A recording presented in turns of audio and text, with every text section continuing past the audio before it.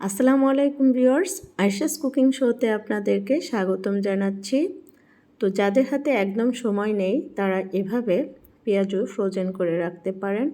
তো ভিউয়ার্স, চলুন তাহলে আজকের রেসিপি দেখা যাক। তো শুরু করার আগে আমার পেজে যারা এসেছেন প্লিজ পেজটি ফলো করবেন এবং যারা ইউটিউব থেকে দেখছেন প্লিজ সাবস্ক্রাইব করে পাশে থাকবেন। তো আমি এখানে বুটের ডাল বাটা নিয়েছি 1 বাটির মতো। আপনারা যে কোনো ডাল বাটা নিতে পারেন। আমি অন্য একটি বাটিতে নিয়ে নিচ্ছি। তো ডাল বাটার ভিতরে দিয়ে দিচ্ছি হলুদ গুঁড়া এবং ধনিয়া গুঁড়া দিয়ে দিচ্ছি।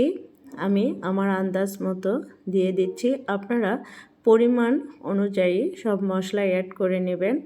তো এরপরে দিয়ে দিচ্ছি মরিচের গুঁড়া, যে যেরকম ঝাল খান সে সেরকম দিবেন। তো এরপরে আমি ভাজা জিরা গুঁড়া দিয়েছি 1.5 চা চামচের মতো।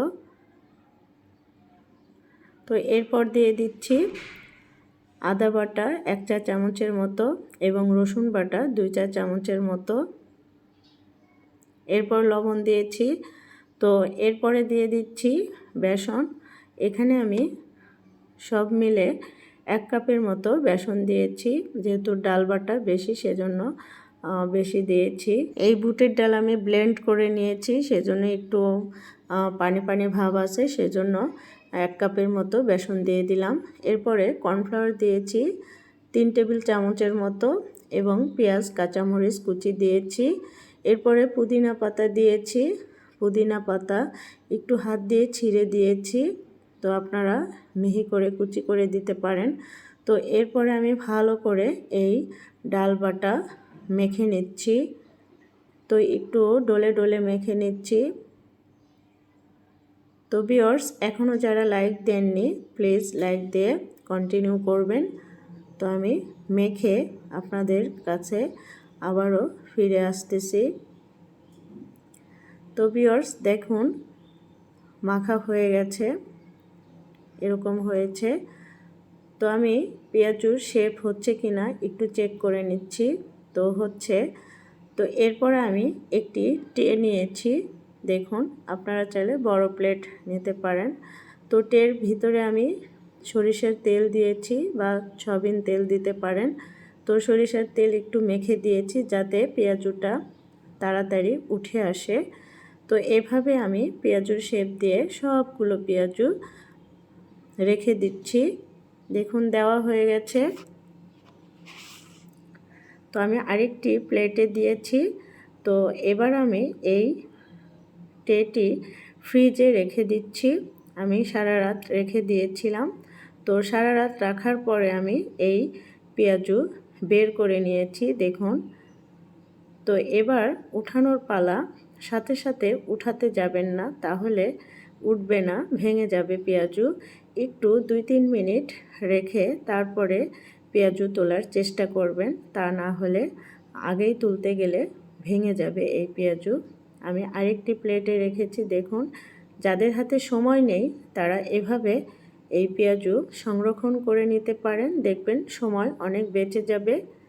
তো এবার আমি একটা চিকন ছুরি দিয়ে এই পেঁয়াজুগুলো উঠিয়ে নিচ্ছি। ছুরি দিয়ে বেশি ভালো হয়, কাঁটা চামচ দিয়ে করতে গেলে অনেক সময় পেঁয়াজু ভেঙে যায়, সেজন্য আমি ছুরি দিয়ে করে নিচ্ছি। ছুরি দিয়ে করলে অনেক ভালো হয়, একটা পেঁয়াজু নষ্ট হয় না। তো আপনারা ছুরি দিয়ে তোলার চেষ্টা করবেন, দেখবেন খুব সুন্দর করে উঠে আসবে।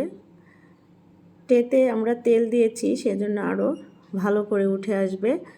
তো তেল দেওয়ার চেষ্টা করবেন, দেখবেন একটা পেঁয়াজু ভেঙে যাবে না। আমি সবগুলো পেঁয়াজু উঠিয়ে নিচ্ছি। তো আপনাদের হাতে সময় না থাকলে এভাবে সুন্দর করে পেঁয়াজু সংরক্ষণ করে নিতে পারেন। তো আমি একটি বক্স নিয়েছি, দেখুন। ওয়ান টাইম বক্সে নিতে পারেন বা এমনি বক্সেও রাখতে পারেন। আমি সবগুলো পেঁয়াজু এই বক্সে রেখে দিব। আর ভাজার সময় এই পেঁয়াজুগুলো একটু স্লো হিটে ভাজার চেষ্টা করবেন প্রথমে, তারপরে হাই হিটে দিবেন, দেখবেন অনেক সুন্দর হয়েছে। মুচমুচে হয়েছে।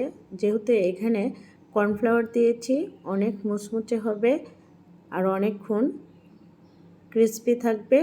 আমি 2টা বক্সে রেখে দিলাম। এই 2টা বক্স আবারও ফ্রিজে রেখে দিব। যখন খাবো তখন আমার পরিমাণ মতো আমি নিয়ে ভেজে নিব। তো ভিউয়ার্স, ভিডিওটি কেমন লেগেছে আপনাদের কাছে আপনারা কমেন্টে জানাবেন, জানালে খুশি হব। তো আজকের মতো এখানেই বিদায় নিচ্ছি। দেখা হবে নেক্সট ভিডিওতে। আপনারা ভালো থাকবেন, সুস্থ থাকবেন। আসসালামু আলাইকুম, আল্লাহ হাফেজ।